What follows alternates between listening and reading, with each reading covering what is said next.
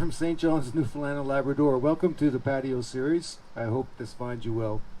My name is Brian Wade, and it's good to be with you, and good to be with today's guest, who is one of our province's most well-regarded and respected music educators and performers, not only in the classical music tradition, but also in the folk music tradition. So please welcome CHRISTINA Smith. Thanks, Brian. Today we're going to play some classical music and from the Baroque period and the Renaissance period. And we're going to play first the Sonata in A minor by Georg Philipp Telemann. The first movement is Largo, the second movement Allegro. And we're not brave enough to do the third and the fourth movements today, so. Apologies to Telemann.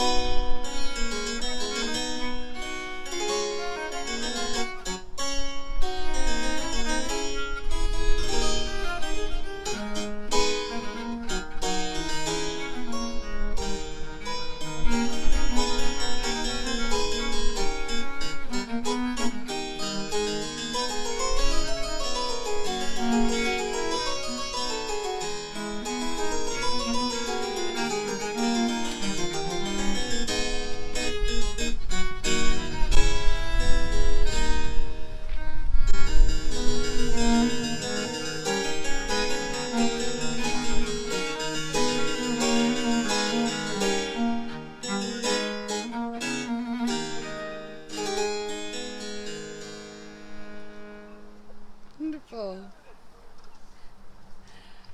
Phew. Yeah. You've come unstuck, Brian.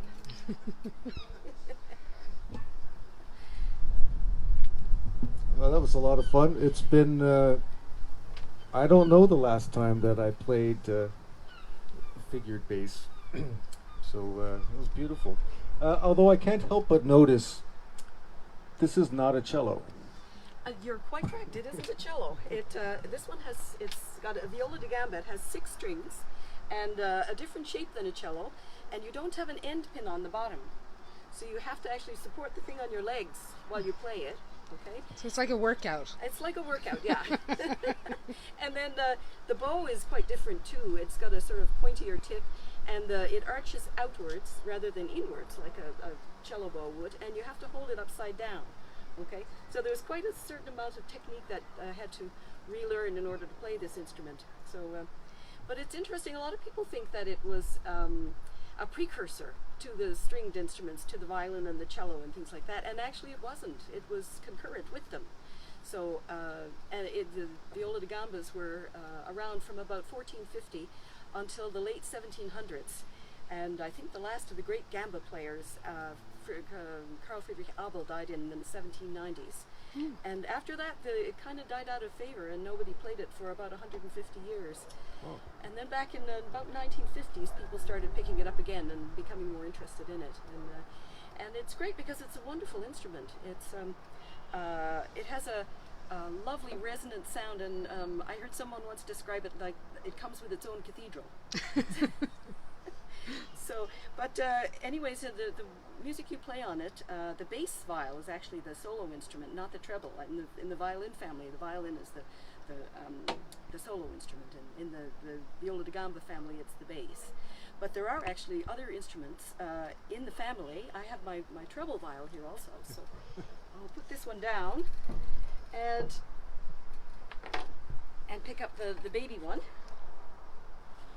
And this one, yeah, this is a treble size, and there's another one in between called a tenor, and this one actually was made in St. John's by Rodney DeVries, and so it's the only viola da gamba that's ever been created in Newfoundland, as far as I know. I don't know if Sir Humphrey Gilbert had a luthier with him, but anyways, and it's got some very special things about it. This part here, the nut, is made out of a whale tooth that was picked up in Battle Harbor by Carl Stevenson. Who, yeah. And this Rodney carved a beach pea in the headstock of it. Okay, so it's really a beautiful thing, and he's made a beautiful rosette in the middle there. Beautiful. So it's my pride and joy. This instrument. Yeah, but we have actually now 10 people in St. John's playing and performing on viola da gambas. For about 5 years, I was classified as the world's loneliest viola da gamba player because I was the closest people were in Halifax. So eventually I got tired of playing all by myself, and so I twisted people's arms and got people to play.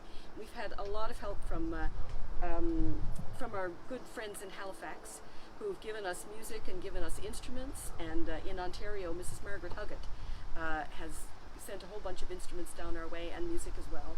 And we actually now are in the wonderful situation where we have 4 instruments sitting around. Brian, would you like to learn to play the viola da gamba?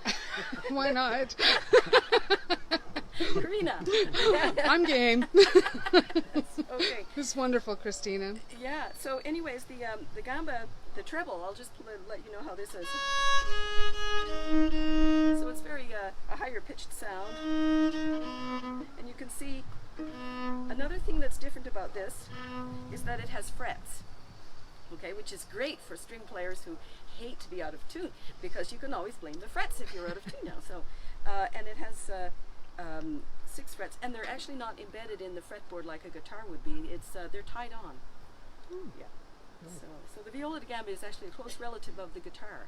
So if you play the guitar, then you have a leg up on playing the viola da gamba too. So it's like an evolution class here on the patio today.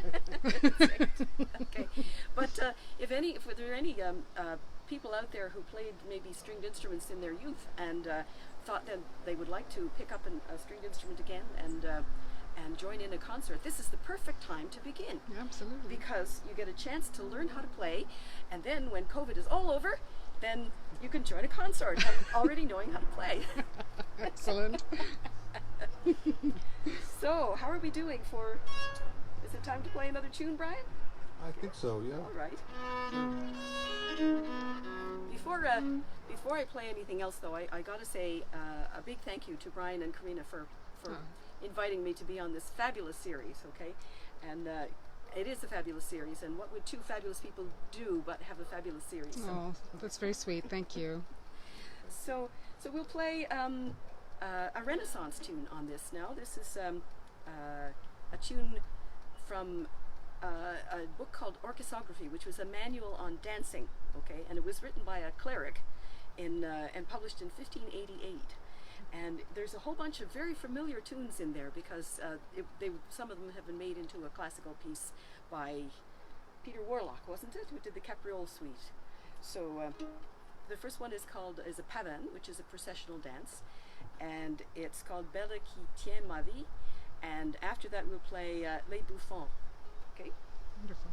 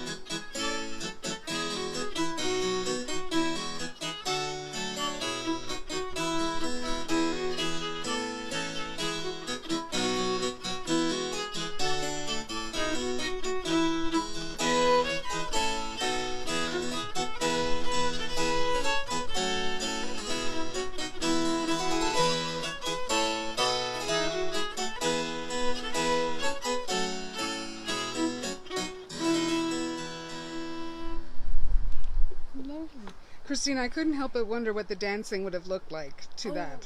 You can see it on YouTube. There's all kinds of dancing, and we know how to do it because, of course, Toineau Arbeau, who Wrote the book. told us exactly how to do it. So is this sort of like Renaissance hip hop?